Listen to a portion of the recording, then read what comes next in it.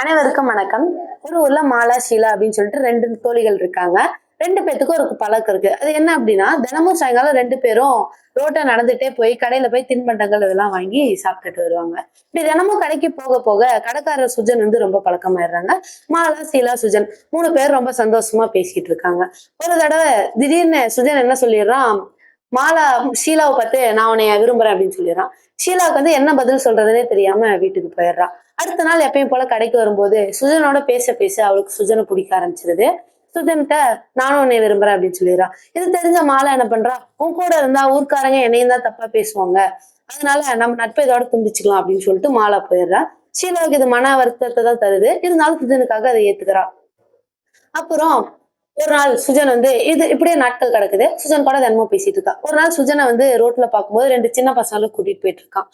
ஷீலாவுக்கு பார்த்தோன்னே என்னடா இது அப்படின்னு போய் பார்க்கக்குள்ளதான் தெரியுது, சுஜனுக்கு ஏற்கனவே திருமணமாகி 2 குழந்தைங்க இருக்கு அப்படின்னு சொல்லிட்டு. இதனால வந்து ஷீலா வந்து ரொம்ப மன அழுத்தத்துக்கு உள்ளாகிறா. அவ வந்து இதனால தவறான நண்பர்களோட சேர்ந்து போதை பழக்கத்துக்கு உள்ளாகிறா. தினமும் போதைப் பொருட்களை பயன்படுத்திட்டு இருக்கா. இப்படி தொடர்ந்து பயன்படுத்த அவளோட உடல் நலம் பாதிக்கப்படுது. இது தெரிஞ்ச எங்களோட பெற்றோர் வந்து அவங்களை கண்டிக்கிறாங்க. அப்பயும் அவ வந்து கேட்காம அத தொடர்ந்து போதைப் பொருட்களை பயன்படுத்திட்டே தான் இருக்கா. ஒரு கட்டத்துல அவளுக்கு உயிருக்கே போராடுற நிலைமைக்கு அவளோட நிலை போயிருது. இது தெரிஞ்சு அவளோட முன்னாள் தோழி ஸ்வேதா வந்து பாக்குறா. பார்த்த உடனே நடந்ததெல்லாம் சொல்றாங்க.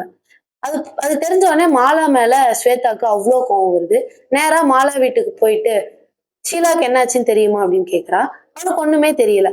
அப்புறம் ஷீலாக்கு நடந்ததெல்லாம் சொல்றா. நட்புனா உனக்கு முதல்ல என்னன்னு தெரியுமா அப்படின்னு கேக்குறா.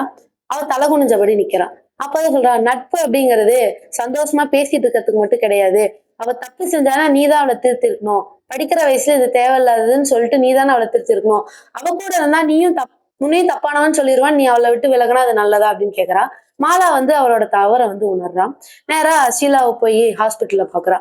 ஷீலாவும் கொஞ்சம் கொஞ்சமா ரெக்கவர் ஆயிட்டு வரா. அவளோட பழைய தோழி ஷீலா வந்த உடனே அவளோட பழைய தோழி மாலா வந்த உடனே அவளுக்கும் கொஞ்சம் மனசு தேறி போதைப் பொருட்களை பயன்படுத்த விட்டுறா.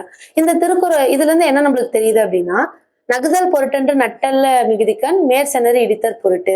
அதாவது என்ன அப்படின்னா, நட்பு என்பது சிரித்து பேசி மகிழ்வது மட்டும் உரியதென்று, நண்பர் தவறு செய்தால் அவரை கண்டித்து திருத்துவதற்கும் உரியது அப்படின்னு 2 வரிகளில திருவள்ளுவர் அழகா சொல்லியிருக்காரு. நட்பு அப்படிங்கிற அதிகாரத்துல. நன்றி.